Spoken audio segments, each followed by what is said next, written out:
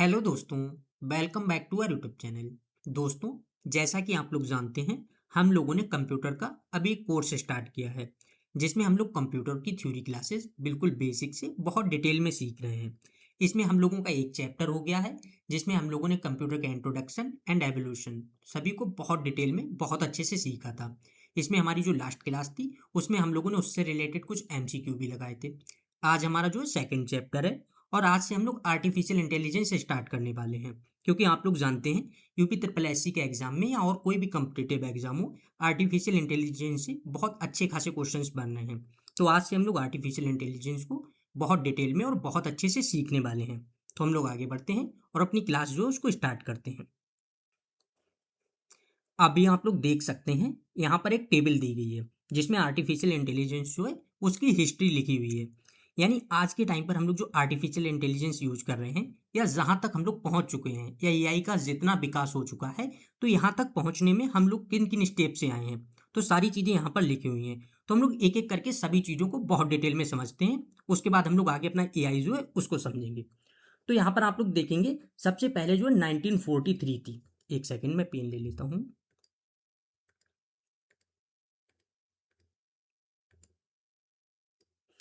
आप लोग देखेंगे यहाँ पर 1943 का टाइम था। क्या था यहाँ पर, घटना कौन सी हुई थी? आर्टिफिशियल न्यूरॉन्स जो है इसकी शुरुआत हुई थी। किसने की थी? वॉरेन मैकलॉज और वाल्टर पिट्स जो हैं, इन्होंने आर्टिफिशियल न्यूरॉन का पहला गणितीय मॉडल जो है वो प्रस्तुत किया था। यह क्या था? न्यूरल नेटवर्क जो है, इसकी नींव यहीं से पड़ी।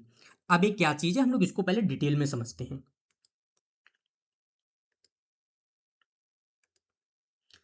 देखिए, सबसे पहले तो हम लोग इसको समझने से पहले एक चीज़ समझते हैं कि जो मानव मस्तिष्क है वो किस तरह से काम करता है। उसके बाद जो है हम लोग इस टॉपिक को उसी से कनेक्ट करते हुए चलेंगे। तो देखिए, सबसे पहले अगर हम लोग देखें मानव मस्तिष्क जो हो गया, तो आप लोगों को पता है इसमें बहुत सारी सेल्स होती हैं, जिसको हम लोग न्यूरॉन भी बोल देते हैं, मतलब बोलते हैं। अब क्या चीज़ होती है, आप लोगों को पता है, जब भी हमारा मानव मस्तिष्क जो काम करता है वो किस तरह से करता है, तो हम लोग अगर आसान भाषा में कहें तो ये 3 चरणों में काम करता है। 1, 2, 3। अब देखिए, इन 3 चरणों में क्या होता है? पहले चरण में क्या होता है, जैसे ही कोई भी घटना होती है, मतलब हम लोग कोई भी घटना देखते हैं, तो क्या करते हैं, हम लोग सिग्नल लेते हैं वहाँ से। अब देखिए, सिग्नल क्या हो जाता है, किस तरह से लेते हैं? जैसे हो सकता है हम लोगों ने कोई भी घटना देखी सामने, या हो सकता है हम लोगों ने किसी भी चीज़ का टेस्ट लिया। जैसे हम लोग इस तरह से बोलते हैं ना कि हम लोगों ने कोई भी, चलिए, खाना खाया है, तो हमारी जीभ ने कोई भी उस चीज़ का टेस्ट लिया। हम लोगों ने कोई भी चीज़ देखी, या हमारे कानों ने कोई भी चीज़ सुनी, तो हमारे न्यूरॉन्स जो हैं उनको इससे सिग्नल मिल जाता है। तो क्या है, पहले में अगर हम लोग आसान भाषा में लिखें, तो हम लोगों को क्या है, पहले में सिग्नल मिलता है। अब क्या है, अलग अलग न्यूरॉन्स होते हैं, बहुत सारे न्यूरॉन्स होते हैं, तो इनको जब सिग्नल मिलता है, तो सेकंड चरण में क्या होता है, ये इनको जो भी सिग्नल मिलते हैं, इनको ये सब कलेक्ट करते हैं, और कलेक्ट करके यहाँ पर प्रोसेस करते हैं, और सोचते हैं कि इनको आगे भेजना है कि नहीं, इस तरह से।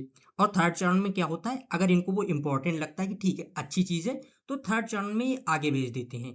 तो आगे जो अलग न्यूरॉन्स हैं, मतलब आगे न्यूरॉन्स जो होते हैं, उनको भेज देते हैं, या फिर हमारी जो मसल्स वगैरह हैं उनको भेज देते हैं, और जिसके कारण हम लोग कोई भी एक्शन वगैरह जो कर पाते हैं। तो इस तरह से हमने एक आसान भाषा में समझा ये एक चीज़ क्या होती है। अब क्या था, 1943 का टाइम था। तो 1943 में क्या हुआ था, मैंने अभी आप लोगों को बताया था, दो वैज्ञानिकों के नाम बताए थे। एक क्या था, वॉरेन मैकलॉज, वॉरेन मैकलॉज, और दूसरे कौन से थे, तो वो थे वॉल्टर पिट्स। अभी जो ये दो वैज्ञानिक थे, तो इन लोगों ने क्या किया, जब 1943 का टाइम था, तो इन लोगों के दिमाग में ख्याल आया कि जिस तरह से हमारा मानव मस्तिष्क काम करता है, इस तरह से हम लोग कोई मशीन क्यों नहीं बना सकते, कि अगर हम लोग कोई इस तरह से मशीन बना दें जो इसी तरह से बहुत ज़्यादा आसानी से सारी चीज़ें काम करे, यानी इसी तरह से सिग्नल ले, अगर उसको कुछ ज़रूरी लगता है तो उसको आगे भेजे, और इसी तरह से सारी चीज़ें जो है वो काम करे। तो यहाँ पर क्या हुआ था, तो पहली बार इन्होंने जो है वो क्या किया था, आर्टिफिशियल न्यूरॉन जो है इसकी शुरुआत की थी। अब आप लोग इससे समझ गए होंगे, जो आर्टिफिशियल न्यूरॉन जो है इसकी शुरुआत किस तरह से हुई। तो जो इनको प्रेरणा मिली थी, वो मानव मस्तिष्क, इन्होंने जब इस तरह से इस पर विचार किया और उस हिसाब से सोचा, तो अगर हम लोग एक तरह से कहें, जैसे कई बार होता है आसान भाषा में अगर हम लोग इसको देखें, तो जब भी हम लोग कोई भी चीज़ देखते हैं, अगर वो क्या है कि नकली होती है तो हम लोग उसको आर्टिफिशियल बोल देते हैं। तो उसी तरह से अगर हम लोग इसको एक आसानी से कहें तो क्या था, एक तरह से इन्होंने नकली दिमाग जो है वो बनाने की कोशिश की थी इसी तरह से। तो देखिए 1943 का जो है टाइम वो हो गया था, लेकिन क्या था, इन्होंने जो आर्टिफिशियल न्यूरॉन बनाया था, ये काम किस तरह से करता था हम लोग इसको समझते हैं। तो देखिए इन्होंने जब आर्टिफिशियल न्यूरॉन जो बनाया था, तो ये जो है इसकी 4 चरणों में काम करता था। यानी या अगर हम लोग कहें तो इसके 4 घटक थे इस तरह से। अब 4 कौन से थे हम लोग उसको भी समझ लेते हैं।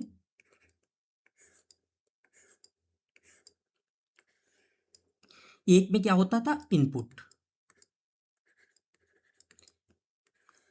ठीक है। अब दूसरा जो होता था इसमें क्या है, वेटेज, ठीक है। थर्ड क्या होता था, जिसमें समेशन वगैरह या इस तरह से हम लोग कह लेते हैं। और फोर्थ जो है उसको अगर हम लोग थ्रेशोल्ड या एक्शन फंक्शन जो है वो बोल देते हैं। अब क्या है, ये आप लोगों को याद नहीं रखना है, मतलब इसको जो है हम लोग समझ रहे हैं इसको, जिससे आप लोगों को अच्छे से समझ आ जाए इसकी जो शुरुआत हुई या किस तरह से काम करता था। तो देखिए इनपुट क्या है, अगर हम लोग आसानी से कहें, जैसे इनपुट को मान लेते हैं हम लोग x1 x2 या x3, इस तरह से जो है इनपुट हो गया। बेटेज क्या है, अगर हम लोग कहें W1 W2 W3, इस तरह से बेटेज हो गया। तो यहाँ पर समेशन में क्या होता था, जैसे x1 और W1 है तो इसकी मल्टीप्लाई होती थी, फिर प्लस हुआ x2 W2 है इसकी भी मल्टीप्लाई होती थी, इसके बाद x3 और W3 है इसकी भी मल्टीप्लाई होती थी। यानी तीनों चीजें हो गई और इनको ये ऐड कर देते, जैसे x1 W1 की मल्टीप्लाई हुई फिर उसको ऐड कर दिया, x2 W2 की मल्टीप्लाई हुई इनको भी ऐड कर दिया, मतलब मल्टीप्लाई के बाद। तो ये क्या, तीनों को इनको ऐड कर दिया इस तरह से। और उसके बाद क्या होता था, यहाँ पर एक जो है थ्रेशोल्ड पहले से डिसाइड करते थे। मान लेते हैं हम लोग यहाँ पर जैसे समझने के लिए 0.8 जो है इसको डिसाइड किया है इन्होंने। अब अगर इसी का हम लोग एक एग्जाम्पल से समझे, चलिए जैसे मान लेते हैं अगर हम लोग कोई भी एक एग्जाम्पल लें और लोन का लेते हैं, जैसे लोन अप्रूवल वगैरह है उस तरह का अगर हम लोग एक एग्जाम्पल लें, इस तरह से मैंने लोन अप्रूवल जो है वो लिख दिया है इस तरह से। अब इसमें क्या है, जैसे यहाँ पर इनपुट जो है इनपुट लेते थे, तो इनपुट में किस तरह का इनपुट हो जाएगा, जैसे अगर हम लोग कोई भी इनपुट ले रहे हैं या अगर हम लोग किसी को भी लोन देंगे तो हम लोग क्या क्या चीज़ें चेक करेंगे। तो नॉर्मली अगर हम लोग इस तरह से आसानी से समझें तो देखिए हो सकता है इनपुट में 2-3 चीज़ें हम लोग चेक करते हैं, जैसे एक तो इनकम हो जाती है, इनकम के बाद क्या था, ये क्रेडिट हिस्ट्री हम लोग देख लेते हैं, और थर्ड क्या है, हम लोग जॉब स्टेबिलिटी वगैरह ये चीज़ें देखते हैं। अब देखिए तीनों चीजें हो गई, इन्होंने जब इनपुट लिया, अब इनपुट में क्या है, जैसे कोई भी चीज होती थी ये 0 और 1 के हिसाब से काम करता था। यानी अगर कोई भी चीज अच्छी है तो वहां पर 1 हो जाएगा और कोई भी नहीं है तो वहां पर 0 हो जाएगा। दो चीजें हो गई। इसके बाद सेकंड मैंने आपको बताया था बेटेज।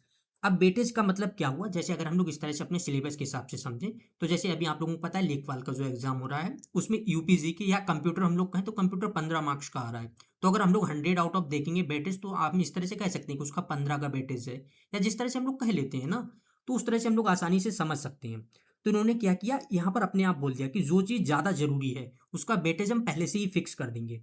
तो यानी अगर ये कोई एक ऐसी मशीन बना रहे हैं जिसमें लोन अप्रूवल जो है वो ऑटोमेटिक लोन अप्रूव होगा, यानी इस तरह की मशीन बना रहे हैं, तो इन्होंने क्या कहा कि जो इनकम है, हम लोगों की इनकम अगर किसी की अच्छी है, मतलब ठीक इनकम है, तो हम लोगों को उसको वेटेज दे देना 0.5 का। मतलब एक एग्जाम्पल है, एग्जाम्पल के हिसाब से हम लोग समझ रहे हैं।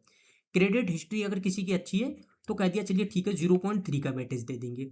और अगर जॉब स्टेबिलिटी अच्छी है, मतलब जॉब स्टेबिलिटी है, तो हम लोग दे देंगे 0.2 का। अब क्या है, अगर इस तरह से हम लोग एग्जाम्पल देखें, चलिए मान लेते हैं किसी की इनकम जो है वो मतलब सही है तो यहाँ पर बन हो जाएगा, क्रेडिट हिस्ट्री है तो यहाँ पर भी बन हो जाएगा, जॉब स्टेबिलिटी नहीं है तो यहाँ पर हो जाएगा 0। अब मैंने यहाँ पर समेशन वाले में आपको एक फॉर्मूला बताया था, तो यहाँ पर क्या है, अगर अभी इसको हम लोग मल्टीप्लाई करें तो इनकम की जब हम लोग इससे मल्टीप्लाई करेंगे तो क्या हो जाएगा 0.5 प्लस क्रेडिट हिस्ट्री की अगर हम लोग 0.3 से करेंगे, मतलब सेकंड नंबर पे हमें जिसको वेटेज देना है, तो यहाँ पर क्या हो जाएगा 0.3। और फिर यहाँ जॉब स्टेबिलिटी में 0 था तो इसकी जब हम लोग थर्ड से मल्टीप्लाई करेंगे तो यहाँ पर क्या हो जाएगा प्लस 0.0, मतलब एक तरह से 0 ही हो जाएगा, तो वो पॉइंट लगाने। अब क्या है, यहाँ पर अगर हम लोग टोटल जोड़ेंगे कितना हो जाएगा 0.8। और अगर यहाँ पर हम लोगों ने थ्रेशोल्ड 0.8 रखा और उस क्राइटेरिया पर ये पहुंच गया है, तो इसका मतलब क्या था कि लोन जो है वो अप्रूव हो जाएगा। तो देखिए ये तो मैंने आप लोगों को इसलिए समझाया जिसके आप लोगों को ये समझ आया, जो वेटेज था यानी वो पहले से ही फिक्स होता था। तो ये तो हम लोगों ने जो समझा है वो क्या समझा है कि 1943 के टाइम पर जो ये चीज़ थी, इसको हम लोगों ने समझ लिया। इसके बाद अब एक डेट आती है 1949 की, तो हम लोग उसको समझते हैं। अब देखिए जब ये हो गया तो फिर डेट आई है 1949 की। इसमें क्या था, हॉब्स रूल आया। और हॉब्स रूल जो आया, इसमें इन्होंने क्या बताया था कि जिस तरह से हमारा दिमाग सोच सकता है, यानी जब हमारा दिमाग जो वो ऑटोमेटिक कोई भी चीज़ सोच लेता है, अपने आप वो सारी प्रोसेस वगैरह कर सकता है, तो इन्होंने यही बोला था कि अगर हम मशीन बना रहे हैं तो वो मशीन भी अपने आप से क्यों नहीं सोच सकती, यानी हम लोग उसका जो वेटेज है वो पहले से ही फिक्स क्यों कर रहे हैं। यानी जिस चीज़ का ज़्यादा ज़रूरत हो हम लोग उसको अपने आप वैलिड, मतलब जो वेटेज है उसका अपने आप बढ़ जाना चाहिए, और जिसकी महत्व कम हो उसका वेटेज जो है वो कम हो जाना चाहिए। जैसे यहाँ पर जो था, अगर इसमें हम लोग एक चीज़ देखें, जैसे यहाँ पर था जॉब स्टेबिलिटी में हम लोगों का था, ठीक है किसी की जॉब स्टेबिलिटी नहीं है, हम लोगों ने वहाँ पर जीरो कर दिया। लेकिन अब एक चीज़ सोचिए, चलिए मान लीजिए उसको लोन अप्रूव हो गया और नेक्स्ट ही मंथ उसकी जॉब चलेगी, तो वो जो है लोन किस तरह से रीपे करेगा। तो इसमें क्या था कि ये मशीन जो है यहाँ पर इस तरह से गड़बड़ कर रही थी। तो इस मशीन में जो आगे हॉब रूल आया था, उन्होंने क्या बोला था कि जिस चीज़ की ज़्यादा ज़रूरत है, यानी अगर कोई चीज़ जो है उसकी ज़्यादा ज़रूरत है तो उसका वेटेज जो है वो ऑटोमेटिक बढ़ जाना चाहिए, और जिसका कम है उसका ऑटोमेटिक कम हो जाना चाहिए। यानी हम लोगों के पहले से फिक्स नहीं करना है, मशीन जो है वो अपने हिसाब से ये सारी चीज़ें निर्णय ले। तो यहाँ पर क्या था, हॉब रूल जो आया 1949 में, इसमें यही एक चीज़ थी जो इन्होंने बताई थी, यानी वेटेज जो है उसको अपने आप जो है बढ़ जाना चाहिए। यानी अगर हम लोग सही इनपुट देते हैं या इनपुट जो है देते हैं, उसमें डिसीजन जो है वो अपने आप सही से ले ले। मेन चीज़ यही थी, जब भी कोई इनपुट वगैरह है उसके हिसाब से वो सही से डिसीजन ले ले, यही सारी चीज़ें थी। तो देखिए ये हो गया 1949। इसके बाद टाइम आता है 1950 का। अब देखिए 1950 में क्या हुआ, 1950 में एक थे एलन ट्यूरिंग। इन्होंने क्या दिया, एक ट्यूरिंग टेस्ट दिया। अब देखिए क्या था, जब 1950 का टाइम चल रहा था तो एलन ट्यूरिंग जो थे इन्होंने एक लेटर लिखा था। अब उस लेटर जो था उसका क्या नाम था, कंप्यूटिंग मशीनरी एंड इंटेलिजेंस।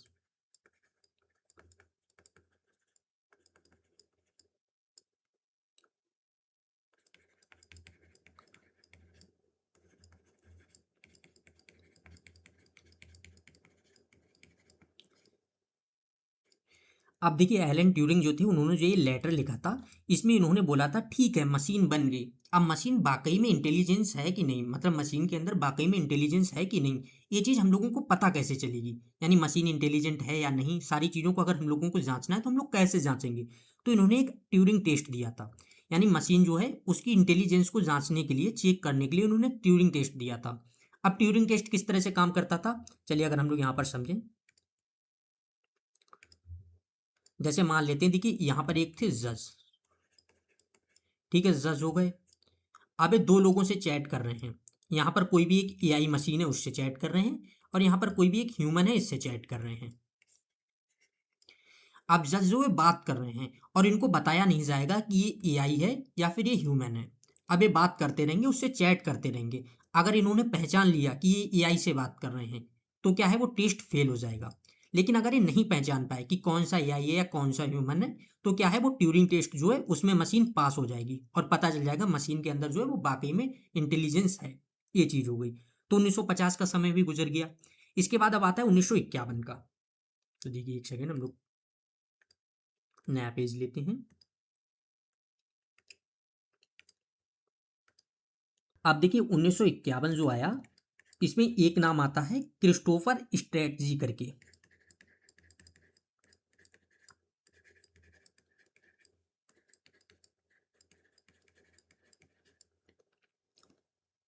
इन्होंने क्या किया, क्रिस्टोफर स्ट्रेटजी जो थे, इन्होंने एक चेकर्स नाम का एक गेम डिजाइन किया था।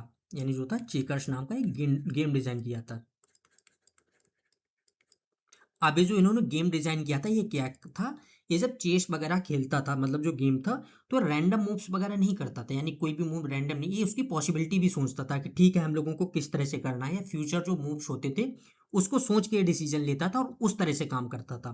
तो यानी अगर हम लोग कहें तो इस तरह से एक इंटेलिजेंस भी आ गई थी, यानी गेम वगैरह जो है वो खेलने वाले भी एआई मॉडल्स वगैरह जो है वहाँ यहाँ पर बन चुके थे। अब एक चीज और है, जब ये सारी चीजें थी तो जो चेकर्स गेम था इसको कई बार क्या था, स्ट्रेटजी भी बोल देते थे। अब इसको स्ट्रेटजी क्यों बोलते थे, मतलब इस गेम को, क्योंकि क्या था, ये जब एआई जो था, जो भी एक गेम बना था, तो वो क्या है, स्ट्रेटजी बना के खेलता था। यानी फ्यूचर के जो मूव्स होते हैं उनको सोचकर सारी कैलकुलेशंस वगैरह करके उस तरह से ये गेम खेलता था और उस तरह से चाल चलता था। तो इसलिए हम इसको स्ट्रेटजी भी बोल देते थे। अब देखिए 1951 के बाद क्या समय आता है, एक समय आता है 1956 का। इसमें क्या था, आर्टिफिशियल इंटेलिजेंस जो ये शब्द दिया गया।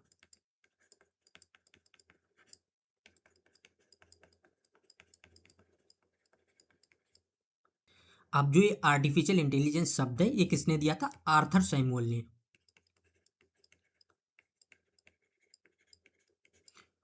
कहाँ पर दिया था, तो देखिए एक डारमाउथ कॉलेज करके था, जहाँ डारमाउथ कॉन्फ्रेंस हुई थी, जहां पर इन्होंने पहली बार आर्टिफिशियल इंटेलिजेंस शब्द जो है वो यूज किया था। अब देखिए इसका मतलब क्या हुआ, चलिए मैं पहले यहां पर लिख देता हूं, डारमाउथ, डार्टमाउथ कॉन्फ्रेंस। ठीक है, डारमाउथ कॉन्फ्रेंस जो थी, इसमें इन्होंने इस शब्द का यूज किया था। अब देखिए यहाँ पर इस शब्द का मतलब क्या हुआ, या जिस तरह से हम लोग कह देते हैं आर्टिफिशियल इंटेलिजेंस की खोज किसने की या शुरुआत किसने की, तो जो हम लोग ये आर्थर सैमुअल नाम लेते हैं, इसका मतलब क्या हुआ। तो देखिए इससे पहले जो भी मशीन वगैरह थी, यानी जब भी आर्टिफिशियल इंटेलिजेंस की जो भी ये मशीन वगैरह बनी थी, इन मशीन को हर कोई एक अलग अलग नाम दे देता था। यानी कोई इसको साइबरनेटिक्स बोल देता था, या कोई मशीन इंटेलिजेंस, या कोई भी जैसे ऑटोमेटा थ्योरी, इस तरह से अलग अलग नेम जो थे वो अलग अलग नेम यूज करते थे। लेकिन क्या था, जब 1956 का समय आया, आर्थर सैमुअल जो थे वो डारमाउथ कॉलेज जो था उसमें इनकी कॉन्फ्रेंस चल रही थी, तो पहली बार इन्होंने इस मशीन के लिए, इस तरह की जो मशीन होती थी उसके लिए आर्टिफिशियल इंटेलिजेंस शब्द जो है इसका यूज किया था। तो इसलिए हम लोग ये कह देते हैं कि आर्टिफिशियल इंटेलिजेंस जो है इसकी शुरुआत आर्थर सैमुअल ने की थी। ये चीज गुजर गई है। इसके बाद देखिए क्या था, कि अब आता है कि लैंग्वेज, यानी आर्टिफिशियल इंटेलिजेंस की तो शुरुआत हो गई थी, लेकिन अब इसके लिए लैंग्वेज भी तो बनेगी, तो अब हम लोग उसको समझते हैं।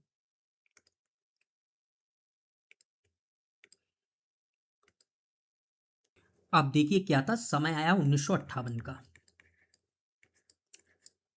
इसमें क्या था, कि देखिए क्या था, एआई जो है यानी आर्टिफिशियल इंटेलिजेंस जो है, ये सब तो हम लोगों को मिल चुका था, लेकिन इसके लिए अब हम लोग लैंग्वेज कौन सी यूज करें, या किस तरह से हम लोग एआई जो है उसमें लैंग्वेज यूज करें। तो क्या था, इससे पहले की जो भी लैंग्वेज वगैरह बनी थी, या जो भी लैंग्वेज यूज करते थे, जैसे फोर्ट्रॉन हो गई, या और भी जो लैंग्वेज थी, उनका क्या काम था, ये सिर्फ मैथमेटिकल मतलब गणनाएं जो थी उसके लिए बनाई गई थी। यानी अगर हम लोग सिंबल्स वगैरह का यूज़ करते थे या टेबल्स वगैरह का यूज़ करते थे, तभी उसमें काम नहीं आती थी, यानी उसमें इन लैंग्वेज जो है इनको बहुत ज़्यादा दिक्कत होती थी। तो इसके लिए एक आसान लैंग्वेज बनाएगी। तो क्या था, 1958 में ही आर्थर सैमुअल ने लिस्प भाषा बनाई थी, जिसको हम लोग लिस्ट प्रोसेसिंग कहते हैं। अब ये लिस्ट प्रोसेसिंग क्या थी, जैसे हम लोग कोई भी लिस्टिंग वगैरह हो गई, टेबल्स हो गई, या अगर हम लोग सिंबल्स वगैरह यूज करते थे, तो इस भाषा से हम लोग आसानी से वो सारी चीज़ें जो है वो कर सकते थे। तो अब हम लोगों के समझ आ गया कि ठीक है, लिस्ट की शुरुआत हो चुकी है। अब इसके बाद समय आता है 1959 का। अब देखिए 1959 में क्या होता है, तो यहाँ पर जो है मशीन लैंग्वेज जो है, या मशीन लर्निंग जो हम लोग बोलते हैं, मशीन लर्निंग शब्द की शुरुआत हुई। तो देखिए मशीन लर्निंग शब्द की कैसे शुरुआत हुई, हम लोग इसको समझते हैं। तो देखिए क्या था, जब 1959 का समय चल रहा था, तो यहाँ पर क्या थे, आर्थर सैमुअल थे। यानी आर्थर सैमुअल जो थे, ये क्या थे, आईबीएम में काम कर रहे थे। यानी आईबीएम जो है इसमें काम कर रहे थे। एक सेकंड, मैंने शायद अभी एआई में भी आर्थर सैमुअल लिख दिया था, यहाँ पर ये नहीं होगा। यहाँ पर क्या है, जॉन मैककार्थी हैं, तो ये गलत लिख गया है, जॉन मैककार्थी। ठीक है, ये चीज आप याद रखेंगे। 1956 में जो आर्टिफिशियल इंटेलिजेंस है, इसको किसने दिया था, तो जॉन मैककार्थी जो है इन्होंने दिया था। और जो है लिस्ट प्रोसेसिंग जो है, लिस्ट प्रोसेसिंग, इसको भी किन्होंने, किसने दिया था, तो इसको भी जॉन मैककार्थी ने ही दिया था। तो ये जो है इसको आप लोग ठीक कर लेंगे। ठीक है, ये चीज हो गई है।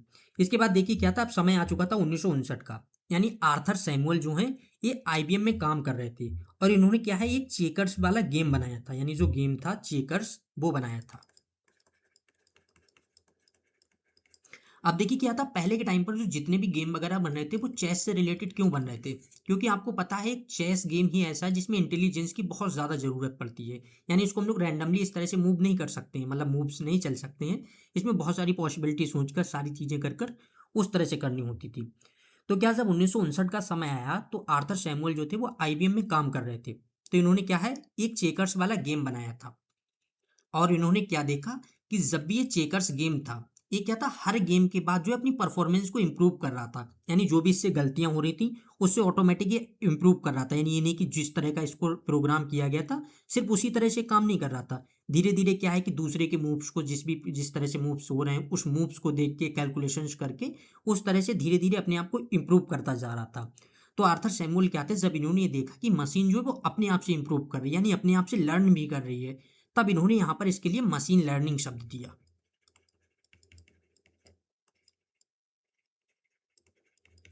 तो आप लोग देख चुके हैं कि मशीन लर्निंग शब्द जो है इसको किसने दिया था, आर्थर सैमुअल ने।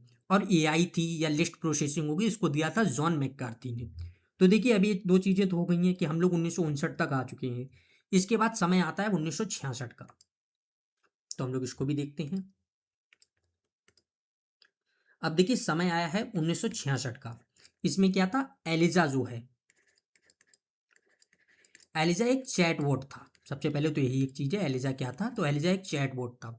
यानी अब तक जितनी भी मशीन वगैरह थी वो मशीन बन रही थी, लेकिन पहली बार क्या था, एलिजा नाम का एक चैटबॉट बना था। अब क्या था, ये क्या था, जैसे हम इंसान थे तो इंसानों से चैट के माध्यम से बात भी कर सकती थी। चैटबॉट के नाम से ही आप लोगों को समझ आ गया होगा कि इंसानों से चैट के जरिए बात भी कर सकती थी।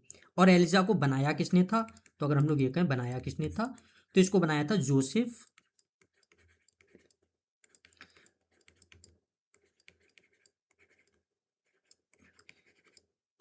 देखिए जोसेफ वेजन वॉम करके इनका नाम है, बॉम करके BAUM। तो इसको आप लोग देख लेंगे, इन्होंने बनाया था। तो ये चीज़ समझ आ गई कि जो 1966 में एलिजा था, ये एक चैटबॉट था जो क्या था, इंसानों से चैट के माध्यम से बात भी कर सकता था, जिसको जोसेफ वेजन वॉम करके नाम थे, इन्होंने बनाया था। और कहाँ पर बनाया था, अगर हम लोग जगह की बात करें तो मैसाचुसेट्स इंस्टीट्यूट ऑफ टेक्नोलॉजी है, यानी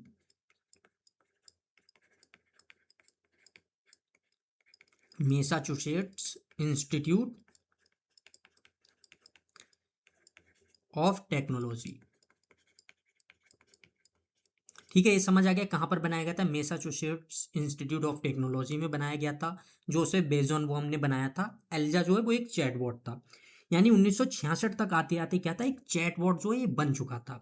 अब देखिए इसके बाद क्या था कि जब ये चैटबॉट वगैरह सारी चीज़ें बन गई थी, तो इसके बाद जो है वो आता है एक एआई विंटर। यानी एआई विंटर आता है, वो कब आता है, लगभग 1973-74 से 1980 तक आता है। तो अब हम लोग एआई विंटर को भी समझते हैं, ये क्या था।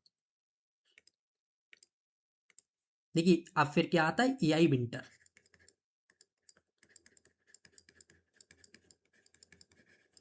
ये कब आया, लगभग 1973-74 से कब तक आया था, 1980 तक। अब देखिए एआई विंटर क्या होता है, तो जो भी उस टाइम पर प्रोग्रामर वगैरह थे या जो भी ये लोग एआई मशीन्स वगैरह बना रहे थे, तो इन्होंने क्या था कि जो भी सरकार हो गई या कोई भी बड़ी बड़ी कंपनी हो गई, उन लोगों को बहुत बड़े बड़े वादे कर दिए थे। कि क्या था, जब इन लोगों के प्रोग्राम थोड़ा सफल हो रहे थे तो इन्होंने बोल दिया ठीक है बहुत जल्दी हम लोग ऐसी मशीन्स विकसित कर देंगे जो बिल्कुल ह्यूमन जैसी होंगी, बहुत ज़्यादा उनमें इंटेलिजेंस होगी और सारी चीज़ें करेंगी। लेकिन क्या था कि वो इतनी जल्दी हो नहीं पाई सारी चीज़। तो जब 1973-74 का टाइम आया, तो सरकार जो है और जो अलग अलग कंपनियां हो गई, तो उन लोगों ने क्या था, इनको फंड देना बंद कर दिया। यानी जो फंडिंग थी वो रोक दी गई, फंडिंग जो है वो देना बंद कर दिया। तो जब इन लोगों को फंडिंग मिलना बंद हो गई, तो इसी को हम लोग एआई विंटर का नाम देते हैं। यानी आर्टिफिशियल इंटेलिजेंस के लिए जब फंडिंग रोक दी गई, उसी को एआई विंटर का जो है इसका नाम दे दिया गया। ये चीज हो गई। इसके बाद 1980 के समय का टाइम में आता है, यानी 1980 का जो दशक है ये आता है। आप देखिए 1980 में क्या था, एक्सपर्ट सिस्टम बनाए गए।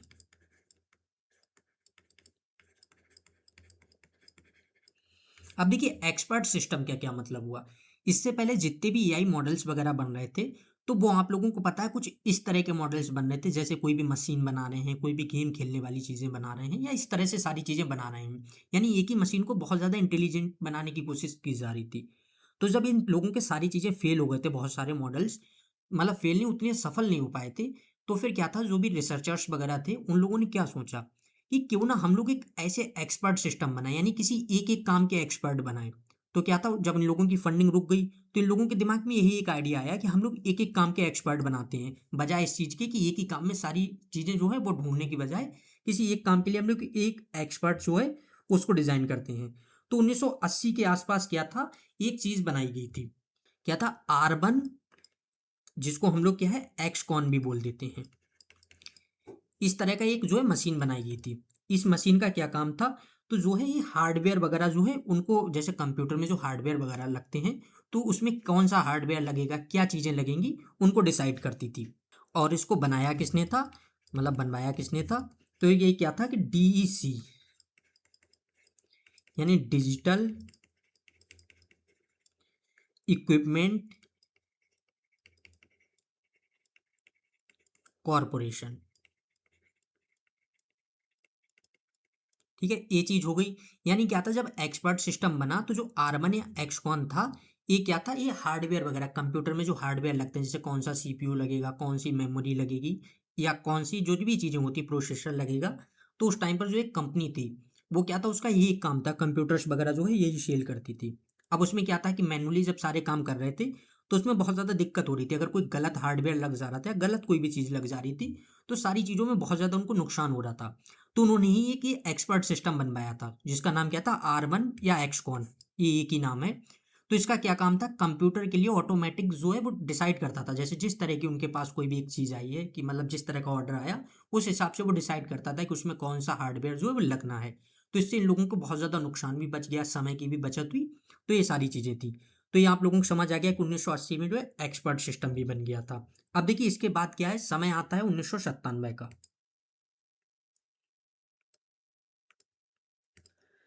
अब देखिए समय क्या आता है 1997 का। इसमें क्या था, आईबीएम का एक डीप ब्लू था। ये क्या था, तो ये एक सुपर कंप्यूटर था। अगर हम लोग पहले इसी तरह से सुपर कंप्यूटर जो था, इसने क्या किया था, इसने पहली बार विश्व चेस चैंपियन जो थे उसको हरा दिया था। यानी किसको हराया था, तो वर्ल्ड चेस चैंपियन,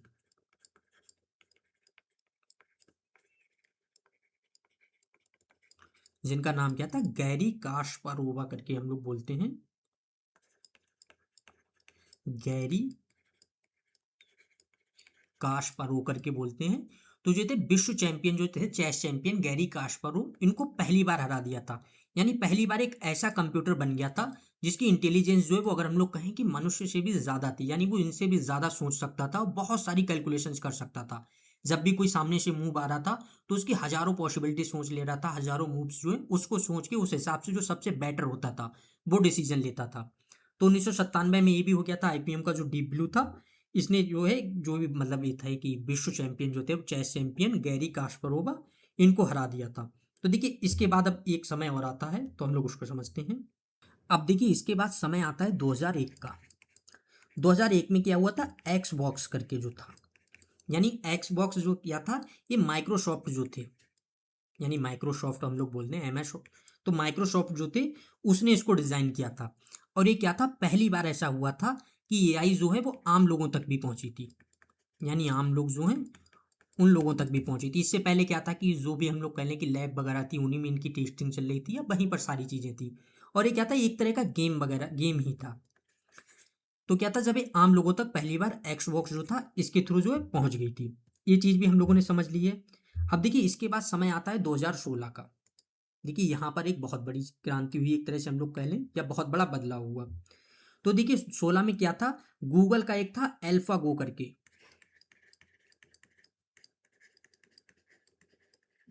एल्फा गो। इसने क्या किया था कि ये गेम आता था गो करके, मतलब जो बहुत ज्यादा कॉम्प्लेक्स गेम जो है वो माना जाता था। तो इसमें क्या किया, इन्होंने वर्ल्ड चैंपियन ली शेडोल को हरा दिया था। यानी वर्ल्ड चैंपियन जो थे उस टाइम पर, इनका नाम क्या था, ली शेडोल।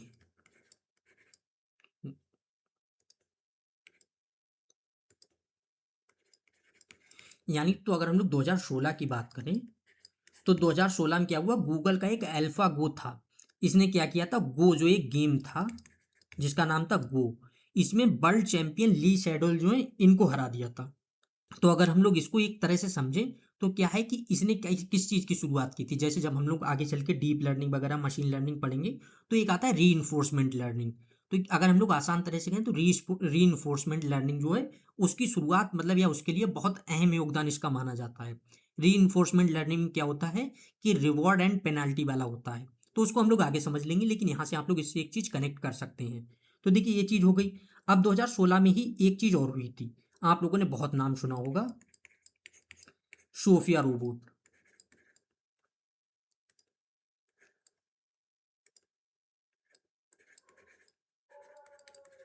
यानी सोफिया रोबोट जो है इसकी शुरुआत हुई थी, अगर हम लोग का सोफिया रोबोट जो है वो बना था तो 2016 में बना था। और ये क्या था, बिल्कुल इंसानों जैसे, यानी हम लोगों जैसा दिखने वाला बिल्कुल रोबोट था। हम लोगों जैसे एक्सप्रेशन दे सकता था, हमारे जैसे आंखें थी, हमारे जैसा दिखता था, हमारे लोगों के जैसे ही वो मतलब बातचीत भी कर सकता था। तो 2016 में जो है वो सोफिया रोबोट बना। और 2017 में एक चीज़ और हुई थी, मुझे याद नहीं आ रहा, शायद दुबई, दुबई जो था, दुबई ने हाँ इसको क्या किया था, सिटीजनशिप दे दी थी। नहीं दुबई नहीं था, ये था, याद आ गया, सऊदी अरेबिया। मतलब एक ही चीज, सऊदी, इस तरह से आप याद रखेंगे, सऊदी अरेबिया जो है इस कंट्री ने इसको सिटीजनशिप जो है वो दे दी थी। ठीक है, ये चीज भी हो गई है। तो अब हम लोगों ने जो है यहाँ तक सोफिया जो है यहाँ तक अब हम लोग आ गए थे। इसके बाद अब जो आता है, तो आज के टाइम पर जो हम लोग चैट जीपीटी वगैरह यूज करते हैं, तो उसकी जो शुरुआत है वहां पर अब हम लोग आ चुके हैं। तो देखिए अब हम लोग वहां पर चलते हैं। अब देखिए इसके बाद समय आता है 2020 का। अब देखिए 2020 में क्या हुआ था, तो GPT-3 एक मॉडल जो है वो बना था, यानी GPT-3। अब देखिए GPT-3 क्या था, generative pre text, pre trend, sorry generative pre trend, generative pre trend. अब देखिए अगर आप लोग इसके नाम से ही समझेंगे, यानी पहले से ही ट्रेंड एक ऐसा मतलब जो है ट्रांसफॉर्मर वगैरह जो है जो जनरेट करके हम लोगों को सारी चीज़ें देगा। तो इसको बनाया किसने था, तो देखिए किसने बनाया था, ओपन एआई ने। ओपन एआई जो कंपनी है जिसने चैट जीपीटी वगैरह बनाया है, उन्होंने बनाया था। और क्या इसके अगर लीड रिसर्चर वगैरह हम लोग कह लें तो वो भी आप लोगों को पता है, ओपन एआई के जो सीईओ वगैरह, मतलब ओपन एआई के जो सीईओ हैं सैम आल्टमैन, उनका ही इसमें योगदान था। अब क्या था, पहली बार ऐसा हुआ था जब GPT-3 बना था, यानी पहला कोई एक ऐसा एआई मॉडल बन गया जो इंसानों के जैसे बात कर सकता था, यानी हमारी भाषाएं जो हैं उसको समझ सकता था। जब भी हम लोग अपनी भाषा में कोई भी टेक्स्ट लिखते थे तो उसको समझ सकता था, उसका जवाब दे सकता था। तो सारी चीज़ें थी, यानी बड़ा बड़ा टेक्स्ट भी, अगर हम लोग कोई बहुत बड़ा टेक्स्ट भी लिख रहे हैं तो उसका भी जो है ये जवाब दे देता था। तो ये चीज़ तो हो गई, GPT-3 बन गया। अब इसके बाद देखिए एक समय आता है जहाँ पर Dell-3E करके जो आता है, देखिए DALL-E। अब देखिए इसमें भी तीन आए थे, एक अगर हम लोग करें Dell-E 1, एक 2, एक 3, तो हम लोग इसको भी अभी समझेंगे। तो देखिए 1 कब आया था, तो 2021 में, 2 कब आया था, 2022 में, और 3 कब आया था, 2023 में। अब ये क्या था, ये भी ओपन एआई का ही था। अब क्या था, जब GPT-3 थी तो इसमें क्या था, हम लोग सिर्फ टेक्स्ट कर सकते थे, जैसे नॉर्मली हम लोग जो टेक्स्ट वगैरह करते हैं हम लोग टेक्स्ट कर सकते थे, और सामने से भी जो हम लोगों को जवाब मिलता था वो टेक्स्ट मतलब टेक्स्ट में ही मिलता था। लेकिन पहली बार जब ये Dell-E जो आया था, इससे क्या हुआ, पहली बार जब भी हम लोग कोई टेक्स्ट लिखते थे तो टेक्स्ट से हम लोगों को इमेज जनरेट होकर मिल जाती थी। यानी अब आप लोग समझ गए, आज के टाइम पर जब हम लोग कोई भी चैट जीपीटी वगैरह यूज़ करते हैं तो आप लोगों को पता है हम लोग टेक्स्ट लिखकर भी इमेज जनरेट करा सकते हैं, या हम लोग कोई और भी एआई मॉडल यूज़ करें जैसे जेमिनी हो गया या कोपायलट वगैरह। तो इस तरह से सारी चीज़ें हैं, तो यहाँ से आप लोग समझ सकते हैं ये सारी शुरुआत हुई है। तो ये चीज़ें भी हम लोगों ने समझ ली। इसके बाद समय अब आता है 2022 का। 2022 में जो है वो चैट जीपीटी लॉन्च हुई थी। तो आप लोग समझ गए, यानी चैट जीपीटी जो आज के टाइम पर हम लोग यूज़ करते हैं, तो वो यहाँ पर कब लॉन्च हुई थी, 2020 में।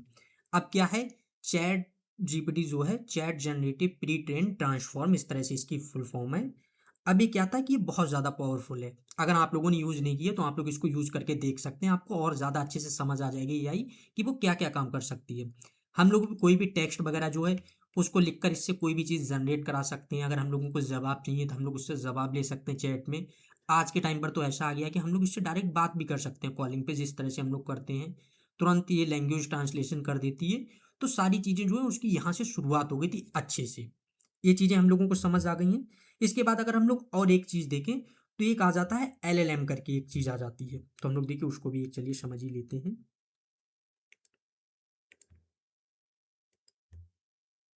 तो क्या था 2023-24 के आसपास LLM मॉडल जो है ये भी बहुत प्रचलित हो गया था। अब अगर इसकी हम लोग फुल फॉर्म देखें तो इसकी क्या है, large language models, large language models, ये चीज हो गई। LLM हम लोग समझ गए। अब इसका काम क्या था, जब शुरुआत में चैट जीपीटी आई थी 2022 में, तो उस टाइम पर क्या था, हम लोग नॉर्मली टेक्स्ट वगैरह जो इमेज वगैरह है वो जनरेट कर सकते थे, लेकिन उसमें भी बहुत सारी चीज़ थी, उसके पेड वर्जन्स आ रहे थे। मतलब चैट जीपीटी 3 आई, फिर 4 ओ करके, मतलब 3 4 4 ओ करके, फिर 5, इस तरह से वो अपग्रेड होती गई। लेकिन क्या था, शुरुआत में क्या था, हम लोगों को पेड लेना पड़ता था अगर बहुत ज़्यादा टास्क को कोई करने, बहुत सारी चीज़ें करनी। लेकिन क्या था, जब LLM मॉडल वगैरह आ गए, तब उसमें क्या था, हम लोग टेक्स्ट से वीडियो भी जनरेट करा सकते थे। यानी जो आज के टाइम पर आप लोग AI वगैरह देखते हैं, टेक्स्ट लिखकर उससे कोई वीडियो जनरेट करा सकते हैं। तो वो जब लार्ज लैंग्वेज मॉडल्स वगैरह आ गए थे, उसके बाद ही ये संभव हो पाया था। इससे पहले हम लोग सिर्फ इमेज वगैरह जो है उनको जनरेट करा सकते थे। तो देखिए, ये सारी चीज़ें जो हैं हम लोग आज के टाइम पर जो यूज करते हैं, यहाँ तक कि कैसे शुरुआत हुई हम लोगों ने एक एक करके बहुत अच्छे से समझ लिया है। तो देखिए, अब हमारा क्या काम बचता है, तो आगे जो लिखा हुआ है हम लोग इसको समझते हैं। मतलब आप देखेंगे सारी चीज़ें मैंने यहाँ पर लिख रखी हैं उसी तरह से, तो हम लोग एक एक करके डिटेल में समझते हैं। चलिए, एक तो पहले पर आते हैं हम लोग। आप देखेंगे 1943 में क्या था, आर्टिफिशियल न्यूरॉन था। बारेन मैकलॉच और वॉल्टर पिट्स ने आर्टिफिशियल न्यूरॉन्स का पहला गणितीय मॉडल प्रस्तुत किया और न्यूरल नेटवर्क की नींव यहीं से पड़ी। 1949 में क्या था, हेब्स रूल आया था। इन्होंने क्या था, डोनाल्ड हेब जो हैं, इन्होंने यह सिद्धांत दिया कि बार बार सक्रिय होने वाले न्यूरॉन्स के बीच संबंध मजबूत हो जाए। ठीक है, ये चीज़ हो गई, ये मैं हम लोगों ने अभी बहुत डिटेल में समझा था। 1950 में क्या हुआ था, ट्यूरिंग टेस्ट आया था। मैंने आप लोगों को बताया था अभी, ये एलन ट्यूरिंग जो है, उन्होंने एक लेटर लिखा था, कंप्यूटिंग मशीनरी एंड इंटेलिजेंस, ये जो प्रकाशित किया था, और इसी में ट्यूरिंग टेस्ट का प्रस्ताव रखा था। यानी अगर कोई भी मशीन है वो इंटेलिजेंस है या नहीं है उसके अंदर, ये जानने के लिए हम लोगों को उसका ट्यूरिंग टेस्ट करना चाहिए। 1951 का समय आया, पहला AI प्रोग्राम, जो क्रिस्टोफर स्ट्रैटजी जो थे, उन्होंने चेकर्स खेलने वाला प्रोग्राम बनाया, जिसको हम लोग स्ट्रैटजी नाम भी दे देते थे। क्यों, क्योंकि अपने आप जो स्ट्रैटजी वगैरह भी बना लेता था। 1956 में क्या हुआ, AI शब्द का जन्म, यानी जॉन मैककार्थी जो है, उन्होंने डॉरमाउथ कॉन्फ्रेंस में पहली बार जो इस तरह की मशीन बनती थी उनके लिए आर्टिफिशियल इंटेलिजेंस शब्द जो है उसका प्रयोग किया था। 1958 का समय आता है, इसमें लिस्प भाषा बनी थी। जॉन मैककार्थी ने ही AI के लिए लिस्ट प्रोग्रामिंग भाषा जो है वो विकसित की थी। 1959 जो है, इसमें मशीन लर्निंग शब्द, यानी आर्थर सैमुअल जो है, इन्होंने मशीन लर्निंग शब्द दिया था। कैसे, मैंने आपको बताया था, IBM के लिए इन्होंने एक चेकर्स बनाया, IBM में काम करते थे, तब इन्होंने एक चेकर्स बनाया था, और इन्होंने क्या देखा था कि वो जो एक मतलब गेम इन्होंने चेकर्स जो बनाया, वो अपने आप से सारी चीज़ें सीख रहा है। यानी जिसके लिए उसको डिज़ाइन किया गया सिर्फ उतना ही काम नहीं कर रहा है, उसके अलावा भी चीज़ें धीरे धीरे पॉसिबिलिटीज उसकी सोच रहा है और उस तरह से काम कर रहा है। तो इन्होंने क्या है, उसी के लिए मशीन लर्निंग शब्द दे दिया था। 1966 में क्या हुआ था, एलिजा जो है एक चैटबॉट बना था, यानी जोसेफ बेइजेनबाम ने पहला चैटबॉट एलिजा बनाया, जो मनोचिकित्सक की तरह बातचीत कर सकता था। यानी हम लोग जिस तरह से मानव वगैरह हैं, जिस तरह से बात करते हैं, उस तरह से बात भी कर सकता था हम लोगों से चैट के माध्यम से। 1972 में बेवॉट बन बना था, यानी ये हम लोगों को लग रहा है शायद हम मिस कर गए थे, तो आप लोग यहाँ से देख लेंगे। 1972 जो है, उसमें बेवॉट बन बना था। जापान ने पहला पूर्ण आकार का बुद्धिमान ह्यूमनॉइड रोबोट जो है वो बेवॉट बन बनाया। यानी जापान ने जो हम लोगों के जैसा दिखने वाला पहला पूर्ण रूप का एक ह्यूमनॉइड रोबोट बनाया था, जिसका नाम बेवॉट बन रखा था। 1973-74 के आसपास, लगभग इसी के आसपास जो है, फर्स्ट AI विंटर आया था, जो क्या आया था, लाइट हिल रिपोर्ट के कारण। यानी देखिए क्या था, जब AI विंटर आया तो उसी समय एक लाइट हिल रिपोर्ट आई थी। अब लाइट हिल रिपोर्ट में क्या कहा गया है कि जो भी ये चीज़ें हैं, जिस तरह की मशीन का वादा किया गया है, उस तरह की मशीन जो है वो नहीं बन रही हैं, वो सारी चीज़ें नहीं हो पा रही हैं। तो जिस कारण क्या था, सरकार हो गई या और भी जो कंपनियां वगैरह थी, उन्होंने इसके लिए फंडिंग देना बंद कर दिया, यानी सरकारी फंडिंग कम हुई। इसी को हम लोग फर्स्ट AI विंटर कहते हैं। आगे देखते हैं। अब देखिए, उसके बाद 1980 का दशक आया। इसमें क्या था, एक्सपर्ट सिस्टम बनाए गए, यानी रूल बेस्ड एक्सपर्ट सिस्टम विकसित हुए, जैसे अर्बन एक्सॉन, इसका एक ही नाम है। तो ये चीजें हो गई। 1997 में क्या था, एक डीप ब्लू बना था, IBM का डीप ब्लू जो है, या IBM ने बनाया था। तो IBM के डीप ब्लू ने विश्व शतरंज चैंपियन गैरी कास्परोव को हराया। 2001 में क्या हुआ, एक्सबॉक्स यानी AI का उपयोग जो वो किया गया। तो क्या था, माइक्रोसॉफ्ट ने एक्सबॉक्स लॉन्च किया, इसमें गेम एआई का प्रयोग हुआ। ये भी अभी हम लोगों ने देखा था कि पहली बार अगर हम लोग कहें एआई आम लोगों तक पहुंचा था, तो वो यहीं से पहुंचा था, क्योंकि ये जो गेम बना वो आम लोग भी खेल सकते थे। इसके बाद अच्छा एक चीज़ और देखेंगे, जो हम एक दो चीज़ें मिस कर गए हैं। अगर आप लोग देखेंगे 2011 और 2014 का समय आया है, तो 2011 में क्या था, सीरी। आप लोग देख सकते हैं जो एप्पल का वॉइस असिस्टेंट है सीरी, ये लॉन्च किया गया था।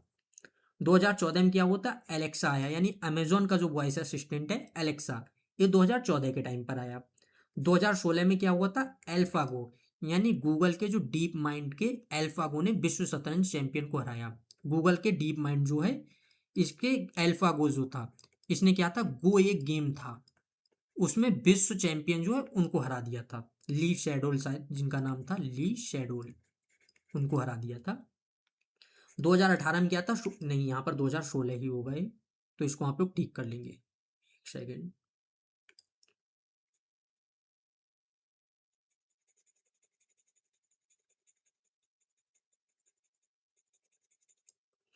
ठीक है, यहाँ पर आप लोग क्या है 2016 लिख लेंगे। तो 2000, नहीं वो नीचे लिखना था, एक सेकेंड।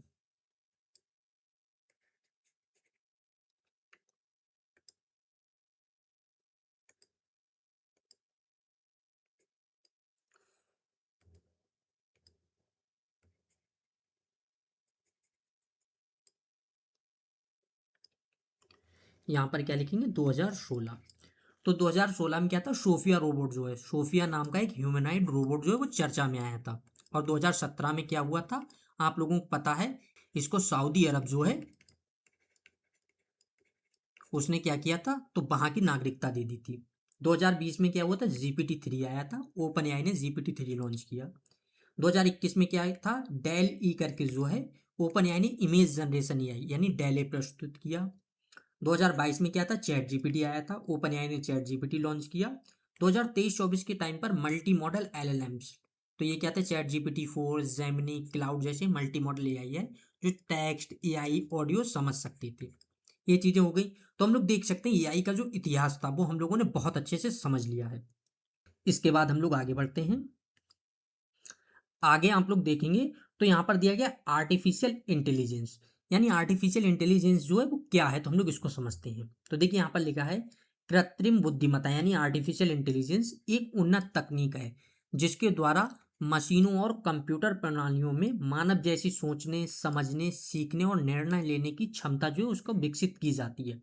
यानी अगर हम लोग आसान भाषा में कहें आर्टिफिशियल इंटेलिजेंस क्या है, तो यानी हम लोगों को कोई ऐसी मशीन बनानी है जो मानव जैसा सोच सके, मानव जैसे निर्णय ले सके, मानव जैसे सीख सके।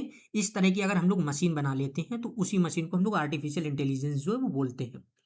एआई के अंतर्गत मशीन लर्निंग और डीप लर्निंग जो है वो इसके प्रमुख और महत्वपूर्ण भाग या कंपोनेंट हैं। तो अगर आप लोगों को मैं बताऊं, बीपीओ का जो पेपर था उसमें यही एक क्वेश्चन आया था कि इस तरह से शायद पूछा गया था, मशीन लर्निंग किसका सब एआई का सबसेट है, कथन सही है या गलत है, इस तरह से। तो अगर हम लोग इसको देखें तो देखिए सबसे पहले होता है एआई, इसके अंदर जो है वो आता है मशीन लर्निंग, इसके अंदर जो है वो आता है डीप लर्निंग, इसी तरह से। तो देखिए आगे बढ़ते हैं हम लोग। यहाँ पर आप लोग देखेंगे मशीन लर्निंग आ गई। अभी क्या है, हम लोग इनकी डेफिनेशन समझ रहे हैं, लेकिन इसका जो है मशीन लर्निंग का और डीप लर्निंग के इनके अलग चैप्टर हैं। आज की जो मतलब ये जो हमारा चैप्टर है इसमें सिर्फ हम लोग आर्टिफिशियल इंटेलिजेंस के बारे में समझेंगे। यहाँ पर आप लोग देख सकते हैं एआई दिया गया है, यानी आर्टिफिशियल इंटेलिजेंस। उसके अंदर आप लोग देखेंगे मशीन लर्निंग है, उसके अंदर आप देखेंगे डीप लर्निंग है, और डीप लर्निंग जो है उसके अंदर आप देखेंगे न्यूरल नेटवर्क्स है। तो इसको क्या है, जब हम लोग डीप लर्निंग पढ़ेंगे उसको मैं आप लोगों को इन चीज़ों को उसमें बताऊंगा, मशीन लर्निंग को उसमें अच्छे से समझाऊंगा। लेकिन अभी आप लोग एक ही स्ट्रक्चर याद रखेंगे, एआई के अंदर मशीन लर्निंग आता है और उसके अंदर डीप लर्निंग। अब बाकी हम लोग एक शॉर्ट में समझ लेते हैं कि मशीन लर्निंग होती क्या है। देखिए अगर आप लोग इसके नाम से ही समझने की कोशिश करेंगे, मशीन लर्निंग यानी मशीन जो है वो अपने आप से लर्न करना सीखे। सिंपल सी बात है, जो मैंने आप लोगों को बताया था जब आर्थर सैमुअल ने मशीन लर्निंग बनाई थी 1959 में, तो वहां पर मशीन क्या थी, वो अपने आप से लर्न कर रही थी सारी चीज़ों को, तो उसी को उन्होंने मशीन लर्निंग का नाम दे दिया। तो अगर हम लोग इसके इसी नाम से समझने की कोशिश करते हैं, तो देखिए यहाँ पर आप देखेंगे, लिखिए डेफिनेशन, मशीन लर्निंग एक ऐसी तकनीक है जिसमें कंप्यूटर पुराने डेटा से सीखता है और उसी सीख के आधार पर आगे होने वाली चीज़ों का अनुमान लगाता है, बिना हर बार नया प्रोग्राम लिखे। यानी मशीन लर्निंग का क्या होता है, इसके लिए हम लोग कुछ डाटा प्रोवाइड करते हैं। अगर हम लोग इसके एक एग्जाम्पल से समझें, चलिए क्या होता है, जैसे आज के टाइम पर हम लोग यूट्यूब वीडियो देखते हैं, मान लेते हैं आप यूट्यूब पर कोई भी क्लास देख रहे हैं, चलिए कंप्यूटर की क्लास देख रहे हैं आप लोग, और क्या है, आप लोग डेली यूट्यूब पर कंप्यूटर की क्लास देखते हैं। तो अब ऐसा तो है नहीं कि यूट्यूब जो कंपनी है वहाँ पर एम्प्लॉयज़ बैठे हैं और एक एक का डाटा चेक कर रहे हैं कि ठीक है किसने कंप्यूटर की क्लास देखी तो उसको हम लोगों को कंप्यूटर की क्लास सजेस्ट करनी चाहिए। या आप लोग जब भी कभी जैसे होता है ना कि हम लोग शॉपिंग वगैरह कर रहे हैं और आप बैठे हैं, आपने कोई भी जैकेट देखी, तो कुछ टाइम बाद आप देखेंगे आपके पास ऐड भी उसी तरह के आने लगेंगे। तो इसमें क्या होता है, मशीन लर्निंग जो है वो क्या करती है, देखती है कि ठीक है आपने किस तरह की रिसर्च की है। तो यहाँ पर क्या है, जैसे ही हम लोग कंप्यूटर क्लास देखेंगे तो वहाँ पर मशीन लर्निंग समझ जाएगी कि ठीक है इनको जो है इसी तरह का कंटेंट चाहिए। तो क्या है, इसी डाटा के आधार पर वो भविष्य में हम लोगों को क्या है इसी तरह की वीडियो भेजेगी। तो वही एक बात कही गई है कि जो हमारा डाटा होता है, मशीन उसी डाटा से सीखती है और उसी डाटा के आधार पर आगे होने वाली जो चीज़ें उनका अनुमान लगाती है। ये चीज़ हमको समझ आ गई। सेम आप देखिए यहाँ पर लिखा हुआ है कि यूट्यूब जो है आप बार बार पढ़ाई वाली वीडियो देखते हैं, यूट्यूब आपकी पसंद सीख लेता है और अगली बार वही जैसे वीडियो आपको सुझाने लगता है, मतलब उसी तरह की जो वीडियोस वगैरह हैं उसको हम लोगों को दिखाने लगता है। अब डीप लर्निंग क्या होता है, अगर आप लोग इसके नाम से ही समझेंगे, देखिए इसमें लिखा है डीप लर्निंग। तो इसमें क्या और ज़्यादा डीप लर्निंग यानी मशीन लर्निंग जो उससे भी ज़्यादा अधिक अगर डीप में हम लोगों को लर्निंग करती है जब मशीन, तो उसको हम लोग डीप लर्निंग बोल देते हैं। अब इसमें क्या था, चलिए अगर मैं इसको मशीन लर्निंग का आपको एक और एग्जांपल देता हूँ।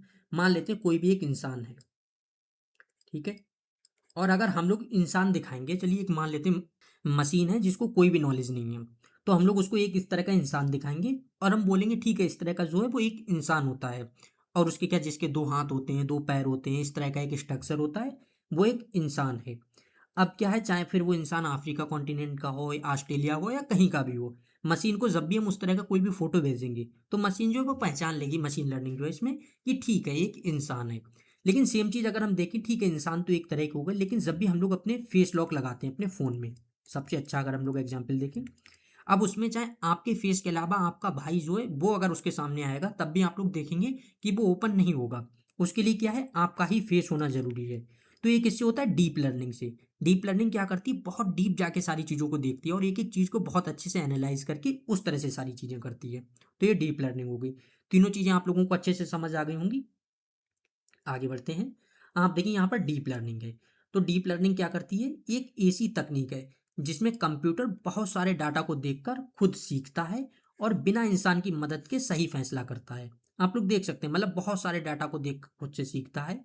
तो इसी तरह से जब भी कोई डीप लर्निंग वगैरह मशीन बनती है तो उसमें कंप्यूटर को क्या है, हम लोग एक लार्ज डाटा देते हैं और उस डाटा के हिसाब से वो अपने आप पैटर्न पहचानता रहता है, अपने आप सारी चीज़ें जो है वो सीखता रहता है और उसी हिसाब से जो है वो आगे जो भी है उस तरह के निर्णय लेता है। तो इसको क्या है, हम लोग डीप लर्निंग वाले टॉपिक में जब इसको बहुत डिटेल में देखेंगे, वहाँ पर हम लोग डीप लर्निंग को देखेंगे और मशीन लर्निंग वाले में हम लोग मशीन लर्निंग को समझेंगे। लेकिन अभी क्या था, इनकी एक लैंग्वेज मतलब एक डेफिनेशन जो है वो समझना जरूरी था जिससे हम लोग इस टॉपिक से कनेक्ट हो पाए। देखिए यहाँ पर आप एग्जाम्पल देखेंगे, वही लिखा है कि मोबाइल का फेस लॉक, जब आप बार बार अपना चेहरा दिखाते हैं तो मोबाइल आपके चेहरे की पहचान सीख लेता है और फिर अगली बार मोबाइल खुद पहचान कर अनलॉक हो जाता है। तो देखिए एआई जो भी हो गया, मशीन लर्निंग, डीप लर्निंग, इन चीज़ों को हमने देख लिया है। अगर हम लोग आगे बढ़ें, यहाँ पर आप लोग देखिए इनका विकास भी है। आर्टिफिशियल इंटेलिजेंस का विकास कब हुआ था, 1956 में। किसने किया था, जॉन मैककार्थी ने। फिर इसके बाद 1958 में क्या हुआ था, लिस्प भाषा बनी थी। किसने बनाई थी, जॉन मैककार्थी ने। 1959 में क्या हुआ था, यहाँ पर मशीन लर्निंग आई थी। किसने कहा था, आर्थर सैमुअल ने। इसके बाद हम एक देखेंगे 2006 का समय आता है। इसमें क्या था, जॉफरी हिंटन जो थे।